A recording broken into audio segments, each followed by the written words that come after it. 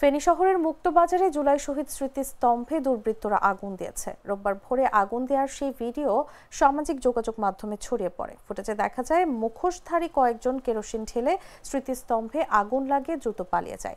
Feni model থানার OC Mohammad Shamsuzzaman জানান, আশপাশের সিসিটিভি ফুটেজ সংগ্রহ করা হচ্ছে। ফুটেজ বিশ্লেষণ করে কারা কিভাবে এই ঘটনা ঘটিয়েছে তা নিশ্চিত হওয়া যাবে। এই ঘটনায় মামলা নেওয়া হবে বলেও জানান তিনি।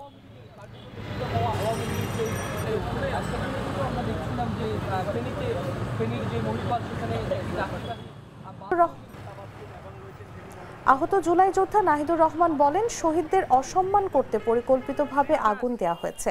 সিসিটিভি ফুটেজ থাকায় অপরাধীদের শনাক্ত করা কঠিন হবে না। ফেনী জেলা বিএনপির সদস্য সচিব আলাল উদ্দিন আলাল এবং জেলা জামায়াতের আমির মুফতি আব্দুল হান্নান অভিযোগ করে বলেন, এটি আওয়ামী ফ্যাসিস্টদের নাশকতামূলক কর্মকাণ্ডের অংশ। তারা আশঙ্কা প্রকাশ করেন, এই গোষ্ঠী ভবিষ্যতে আরো বড় সহিংসতার পরিকল্পনা করছে। আমরা জায়গাটা ভিজিট করলাম, আমরা দেখেছি যে আমাদের যেটা ইন্টেলিজেন্স সেটা হচ্ছে যে আমরা গতকাল রাত্রেই 2টা থেকে 3:30টার মধ্যে কিছু দুর্বৃত্তকারী আমরা সিসিটিভি দেখেছি যে তারা এখানে আসছে, এসে গ্যাসের তেল ঢালছে, গ্যাসের তেল ঢেলে তারা আগুন দিয়ে চলে গেছে। কিন্তু এটা স্টিলের বলে এটা কিন্তু পড়ে নাই, দেখছেন নিচের কিছু অংশ জাস্ট এই কালো হয়ে গেছে, কিন্তু এটা কোনো ক্ষতি হয় নাই। আমরা দেখছি যে দুর্বৃত্তকারীরা কারা এটা ফাইন্ড আউট করছি আমরা, কারণ এখানে অনেকগুলো ইস্যু থাকতে পারে। সেই ইস্যুগুলো আমরা সমস্ত ইস্যুগুলো দেখছি, যাচাই করছি। আমরা অবশ্যই তাদেরকে শনাক্ত করে ধরে ফেলবো আশা করছি।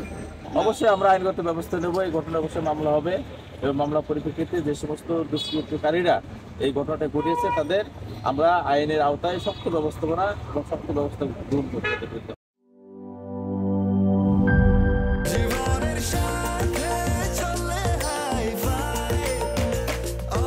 স্বাস্থ্যকর অল টাইম, সব সময় অল টাইম হেলদি লাইফ।